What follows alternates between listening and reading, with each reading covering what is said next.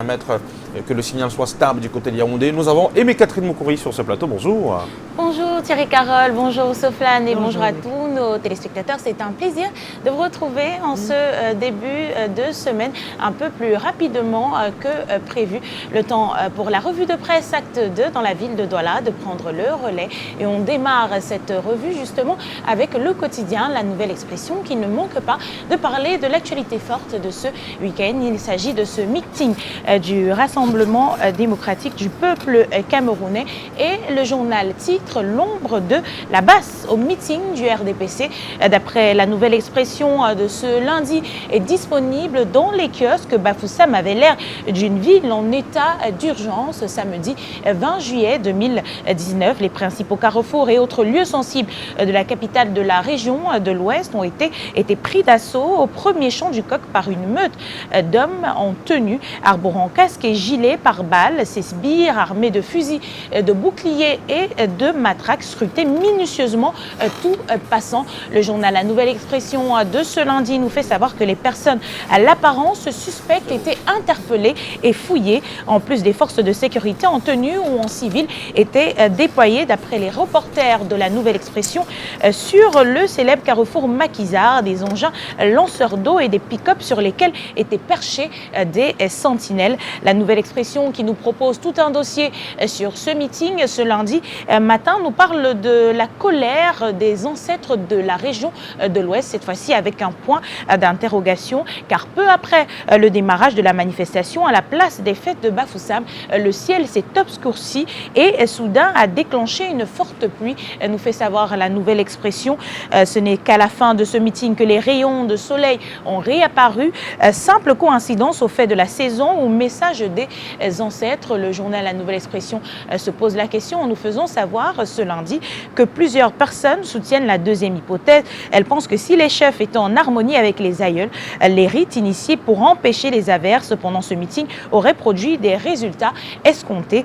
Cette pluie a inspiré toutes sortes de railleries à l'égard des chefs traditionnels présents, et surtout ceux de la MIFI. Et justement, le journal qui est allé un peu dans les recoins de la ville de Bafoussam pour suivre le déroulement de ce meeting nous fait justement savoir ce matin que certains militants du RDPC ont eu à dissimuler leur tenue, leur pagne du parti pour réussir à rallier sans embrouille le lieu du rassemblement. Le journal nous dit aussi ce matin que la MIFI a été en arrière-plan alors que le département devait être bien représenté.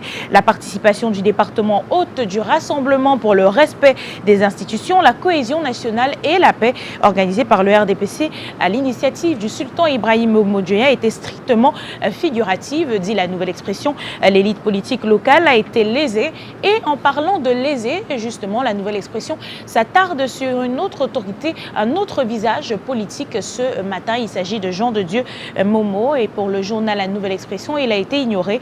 Le président du parti Les Patriotes démocrates pour le développement du Cameroun était bien présent à la manifestation de Bafoussam en dépit de son imposante carrure, nous dit La Nouvelle Expression. Il a semblé transparent aux yeux des organisateurs puisqu'aucun intervenant n'a précisément salué la présence de ce chef d'un parti allié du RDPC. Et le journal The Post, non, le journal Eden plutôt de ce matin s'intéresse également à cette actualité. Pour l'Eden de ce lundi, il s'agit à ce rassemblement de parler des dénonciations du RDPC. Dans les pages de l'Eden, on peut lire que malgré les multiples menaces à ce meeting, il s'est bien déroulé avec la présence de toutes les élites de la région, dont les discours de dénonciation des appels à la violence et actes de barbarie comme ceux à l'endroit du chef de l'État du côté de la Suisse. Les chefs traditionnels ont eux aussi pris part à l'événement, nous précise Eden de ce matin. Pour l'Eden, le sultan roi des Bamoun a bravé les interdictions des militants de la brigade anti-Sardinard en prenant part à ce meeting comme les autres autorités traditionnelles. Eden nous fait le rappel ce matin sur l'avis du Social Democratic Front quant à cette cette rencontre jugée inopportune au vu de la situation que connaît le pays. À la une du journal L'Éden ce lundi, on reparle de cette visite du ministre Paul Tasson dans le Lébialem où près de 3500 déplacés ont pu recevoir des dons des mains du ministre, mais aussi de la libération de Baristar sans Georges. C'était jeudi dernier. L'avocat de la défense de Sissikou, Ayouk Tabé, a passé un peu plus de 24 heures en captivité, nous rappelle le journal L'Éden, disponible dans les kiosques ce lundi. Une disponibilité tout comme celle de The Post. The Post qui, à sa une, nous reparle de cette affaire à la mairie justement de Buea. Les réactions se poursuivent après le renvoi du premier adjoint au maire et des autres conseillers limogés. Et ce matin, The Post donne la parole à Chief Ndje Mandengue, l'un d'entre eux, qui affirme que l'acte est nul. Il affirme que l'acte est illégal et qu'il reste un conseiller municipal du RDPC jusqu'à 2020. Il a été rencontré par The Post à Limbé lors de la réunion de réconciliation des chefs du FACO. La une du journal, justement, aborde cette hache de guerre enterrée après des années de mésentente entre les chefs, mais aussi de cet autre enlèvement, celui du manager de l'Idenao Industrial Unit de la Cameroon Development Corporation CDC, Benjamin Difon. Il a été enlevé comme deux gardiens de nuit, les dénommés Cho Stephen et Nji Kwakwa. Les ravisseurs seraient des combattants séparatistes d'après le journal The Post. Après le journal The Post et ses informations qu'il nous livre dans les régions du Nord-Ouest et du Sud-Ouest, on s'intéresse à présent à l'œil du Sahel, le tri hebdomadaire régional d'information du Nord Cameroun qui nous amène ce matin à Ngaoundéré. Et là-bas, on apprend que les ordinateurs de Paul Biya ont été volés à l'université. Le constat a été fait le 20 juillet 2019 par le recteur qui voulait procéder à leur distribution pour faire taire une grève annoncée ce lundi 22 juillet. Les auditions doivent en principe commencer au niveau des forces de maintien de l'ordre. Pour motif, 180 ordinateurs portables PB-HEV sont portés disparus à l'université de Ngaoundéré. À l'université de Ngaoundéré, soit 18 cartons de 10 machines, nous fait savoir l'œil du Sahel. Ce même 22 juillet est également prévu l'installation du nouveau président du conseil d'administration de l'université, Dr Aboubakar, par le ministre d'État, ministre de l'enseignement supérieur, Jacques Famendongo. Le campus de Ndan est sous la menace d'une grève, nous renseigne le journal. Les étudiants en master de la faculté des sciences juridiques et politiques vont saisir l'occasion de la présence du Mineta Minesu pour faire entendre leur voix, dit l'œil du Sahel. D'après de nombreuses sources à l'université, la dernière fois que les ordinateurs ont été vus au centre de développement des TIC, où ils sont rangés, c'était le 15 juillet dernier en présence du professeur Beda Tibi, le vice-recteur en charge de TIC de l'université. Que s'est-il donc passé entre le 15 et le 20 juillet dernier? Seuls les résultats de l'enquête nous le diront. En guise de rappel, 15 000 étudiants ont été enrôlés à l'université de Ngaoundéré et 6 532 ordinateurs PB-HEV ont été livrés en mai 2018. Une autre actualité qui fait la une du journal L'œil du Sahel de ce matin, c'est la brouille entre le préfet et le maire de Mayo Darlé. Le journal titre d'ailleurs: le préfet et le maire de Mayo Darlé en grève. Il n'a pas fallu deux correspondances pour que le département du Mayo-Bagno, région de l'Adamawa, fasse encore parler de lui négativement, comme il est de coutume depuis ces derniers mois. Le 5 juillet dernier, le préfet Charles Gall a adressé deux missives au maire de Mayo Darlé Ngunda Toulalé. La première, dont copie a été faite à 13 hautes personnalités du pays, a pour objet la situation du véhicule pick-up de la commune de Mayo Darlé. Des sources dignes de foi font état de ce que le véhicule de liaison de la commune de marque Toyota Hilux est porté disparu et reste jusqu'à ce jour invisible depuis 3 ans et sans explication aucune aux populations, conseillers municipaux et à la tutelle, nonobstant nos multiples rappels à l'ordre, écrit le préfet, sans rappeler au maire que l'acte est assimilable à un détournement des biens publics et de sommer l'édile de ramener cet outil de travail dans les plus brefs délais, à défaut de quoi le maire s'expose aux poursuites judiciaires. La deuxième lettre copiée à 7 hautes autorités du Cameroun rejette le compte administratif 2028. Le préfet s'est fondé sur la base des dispositions de la loi du 22 juillet 2004 d'orientation de la décentralisation et celle du 22 juillet 2004 fixant les règles applicables aux communes.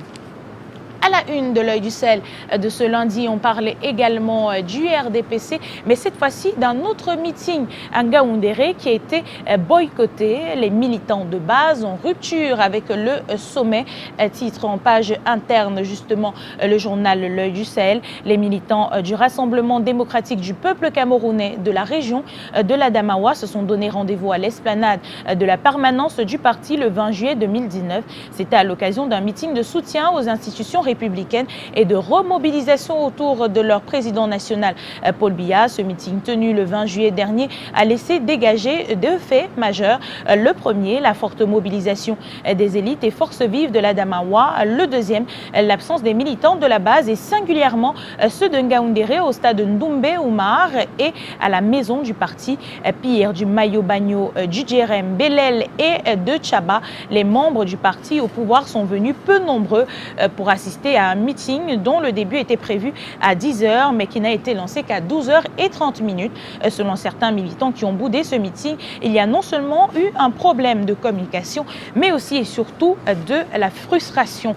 Et à la une de l'Œil du Sahel ce matin, on parle également de deux personnes qui ont été tuées par la secte islamiste Boko Haram et ça c'est du côté de Mayo Moskota. Un article à ce sujet à lire en page 2 de l'Œil du Sahel ce matin.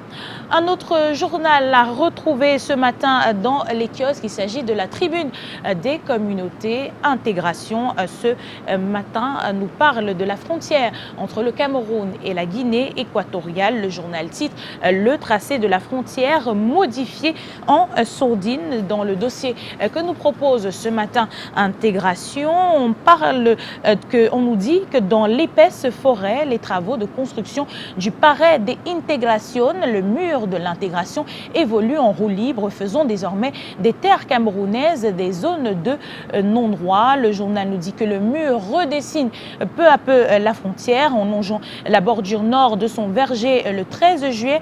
Emmanuel Messa ne se doutait pas qu'une volée des noms d'oiseaux allait s'abattre sur lui. On m'a appelé Espia, s'exclame le chef du village à Comban, au nord de Kiossi.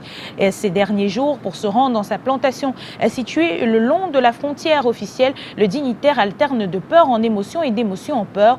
Sous ses yeux se déploient tous les signes de violation de la frontière, nous fait savoir le journal Intégration qui a mené sa petite enquête et nous dit ce matin que comme lui, tous les propriétaires terriens riverains du chantier doivent désormais contrôler leurs pas pour vaquer à leurs occupations. C'est que dans cette épaisse forêt, les travaux de construction du parade des intégrations évoluent en roue libre, faisant des terres camerounaises des zones de non-droit. Dans cette ambiance, certains ont tenté de mobiliser le versant historique afin de freiner l'élan de Malabo, visiblement obstiné à étendre sa périphérie continentale. Et le journal nous parle ce matin d'une omerta, à dire vrai, le long du tracé du mur. Des Malabars équato-guinéens sont devenus arbitres pour confisquer ou détruire les titres fonciers. À la une de l'intégration de ce matin, on parle de la CAN 2019 et le journal titre la CAN vue d'une ville en guerre. Le journal s'attarde sur ce qui concerne le Cameroun et du limogeage récent du sélectionneur Clarence Seedorf. Dans la lucarne, justement, le journaliste d'intégration nous dit les Lions indomptables, encore une enquête suite à la débâcle de l'équipe de football fanion du Cameroun à la dernière CAN. Paul Biya remet une ancienne formule pour en savoir davantage, dit le journal. On apprend que le chef de l'État instruit des enquêtes sur le contrat des deux Néerlandais. Ces investigations initiées depuis la présidence de la République viennent davantage donner un sens aux déclarations de Narcisse Mwele Kombi sur l'antenne de la CRTV. Le ministre des Sports, de l'Éducation physique s'était alors montré très amer à l'égard des deux techniciens. Son taux de victoire avec les champions d'Afrique est de seulement 33%. Sidorf et son adjoint n'ont remporté que 4 de leurs 12 matchs à la tête du Cameroun, évaluait le MINSEP. Selon une certaine opinion, ce bilan est suffisant pour susciter une vive colère, a été dit dans ce haut lieu, révèle le supplément confidentiel Afrique Média. On s'intéresse aux coulisses du recrutement du duo néerlandais et le journal nous parle justement de cette clap pour les sélectionneurs locaux au regard de la finale de vendredi dernier avec Djamel Belmadi, le coach algérien qui a conduit les Fennecs vers leur deuxième sacre. D'aucuns y voient un beau signal pour le foot continental. Et le journal nous parle par ailleurs de ces autres sélectionneurs qui n'ont pas autant de bonheur avec leur pays. Ils ont été tout simplement limogés à la fin de cette CAN. On revient par exemple avec intégration sur Paul Pout de la Guinée, Emmanuel Amouniké de Tanzanie, Javier Aguirre ou encore Sébastien de Sabre. Les 4 coachs ont été tout simplement limogés. À ces derniers, ajouté Clarence Sidorf du Cameroun. Et on termine cette revue de presse avec le quotidien Le Messager qui, ce matin, à sa grande une, nous parle d'intimidation. Le journal titre Mbargangele cherche les armes de Marafa. D'après le quotidien Le Messager, ce matin, des forces de police dans une envolée provocatrice escalade la clôture d'un domicile privé au quartier Nosso-Ngoulé-Mekong et procède à une fouille minutieuse au prétexte de trouver une cache d'armes appartenant à l'ex-ministre de l'État embastillé à la prison centrale de Kondengui. Juste un fusil de chasse des propriétaires en règle avec l'administration, un butin bien modeste pour une opération qui a coûté aussi cher aux contribuables. Déplacement d'une escouade de forces de l'ordre, soit 2 commissaires de police, un officier, 8 inspecteurs de police et 10 gardiens de la paix. C'était jeudi dernier aux environs de 5 heures du matin. Les 21 agents du corps de la police ont escaladé dangereusement de manière cavalière et suicidaire le domicile familial et privé de Dame Pandey Hélène, dit le journal. Ils ont fait irruption brusquement et brutalement dans la maison après avoir escaladé la clôture au lever du jour comme s'ils nous prenaient par un effet de surprise, dit un témoignage. Non sans en tirer quelques observateurs curieux, les policiers ont procédé de fond en comble dans tous les coins et recoins à la fouille systématique des compartiments de la maison de 5h à 7h du matin. Lorsque interrogés sur les mobiles et motifs de cette opération de manière laconique, ils ont répondu qu'ils étaient à la recherche des choses et des objets qui n'étaient pas bien, souligne un habitant de la maison, nous affirme le quotidien Le Messager ce matin, qui ne manque pas de revenir également sur ce meeting du RDPC et titre meeting de Bafoussam, le RDPC ou la victimisation d'une jeunesse aux abois.